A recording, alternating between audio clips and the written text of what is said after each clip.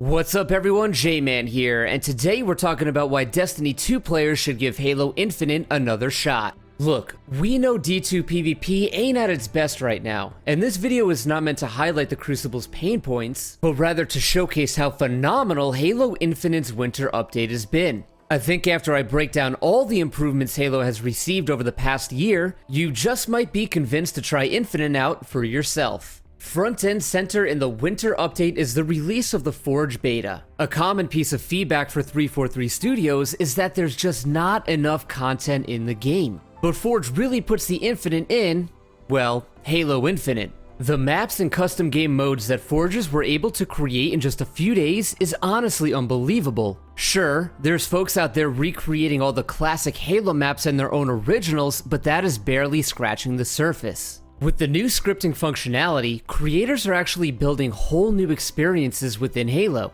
I've seen folks put together Fall Guys minigames, a recreation of Andy's room from Toy Story, and even a functional arcade cabinet amongst many unthinkable designs. From goofy party game types to new ways to create competitive matches, Forge in Halo Infinite creates endless possibilities. In addition to Forge, Network Co-op Campaign was also finally released. It's a little hard to understand why this wasn't a feature at launch, but it's back and better than ever. Infinite's campaign was actually a pleasant surprise, so if you've been thinking about playing through the story, grab a mate and dive in. Probably the largest issue preventing me from playing Halo was how poorly the game was optimized for PC. I'm lucky to have a mega rig with a 3080 Ti, and I would struggle to maintain frames at Infinite's launch. But after the most recent patch, I actually haven't dropped a frame or had the game crash once. This change alone is massive because the common opinion around Halo Infinite is that its core gameplay is fantastic, but was held back by technical issues.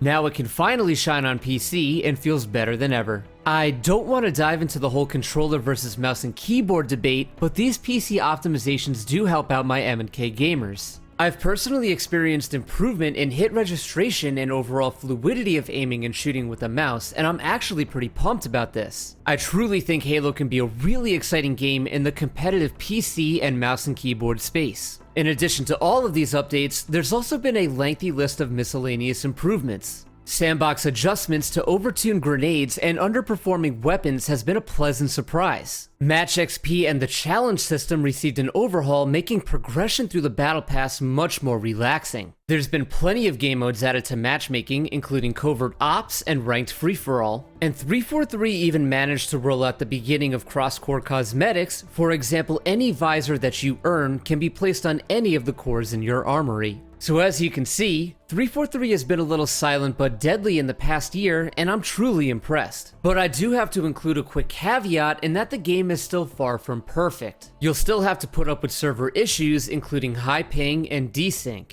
The game is still lacking a much needed career progression system. And while Forge has been unreal, there's still no custom game browser or ways to quickly play Forge creations without a packed friends list ready to go. But what the winter update did show me is a glimpse of hope for Halo. It really turned my thoughts around, and I'm more excited for the future of Halo than ever. If you plan on diving back into Infinite, let me know why or why not in the comments below. And if you enjoyed the video, please help me out with a like and consider subscribing to the channel. And as always, thank you for watching, and I'll see you in the arena.